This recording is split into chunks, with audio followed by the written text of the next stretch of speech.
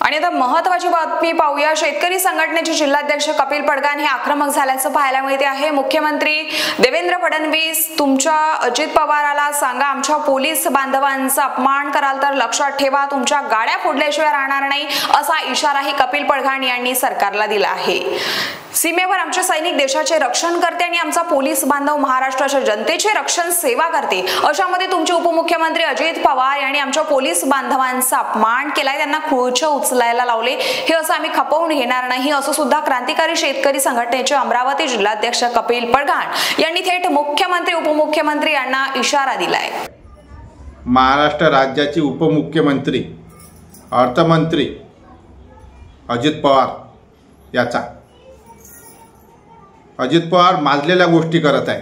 एका सभेमध्ये आमच्या पोलीस बांधवांना खुर्च्या उचलायला लावल्या। आमचे पोलीस बांधव काय तुझ्या खुट्याला बांधलेले आहे काय? अजित पवार माजलेल्या गोष्टी करायच्या नाही। देशाच्या सीमेवर आमचे सैनिक या देशाचं रखवालदारी करते, संरक्षण करते आणि ह्या महाराष्ट्रामध्ये आमचा पोलीस बांधव कायदा सुव्यवस्था व्यवस्थित राहायला पाहिजे, महाराष्ट्राची जनता सुरक्षित राहायला पाहिजे, याचं जीवाचं रान करते, रक्ताचं पाणी करते, तुमची सुरक्षा करते भाड खाऊ, आणि त्या आमच्या पोलीस बांधवांना तुम्ही खुर्च्या उचलायला लावता। त्या माजलेल्या गोष्टी चालणार नाही, अजिबात चालणार नाही।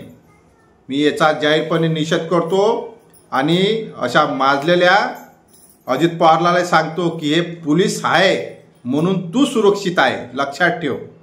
जर हे पोलीस हटले तर तुझ्या कार्यकर्त्याच्या ढुंगणावर आणि अनेक नेते तुझ्या राष्ट्रवादीचे नेतेच्या ढुंगणावर आम्ही फोकं मारल्याशिवाय राहणार नाही, लक्षात ठेव। हे पोलीस बांधव आहे म्हणून तुम्ही सुरक्षित आहे ना। आमच्या याच्यानंतर आमच्या पोलीस बांधवांचा अपमान करा तर याद रखा, आमचे पोलीस आमच्यासोबतच आहे, आमचा मोठा भाऊ आहे, शेतकऱ्यांचा मोठा भाऊ आहे, लक्षात ठेवा। आमच्या पोलीस बांधवांचा अपमान कराल तर तुमच्या गाड्या फोडल्याशिवाय आम्ही राहणार नाही, लक्षात ठेवा।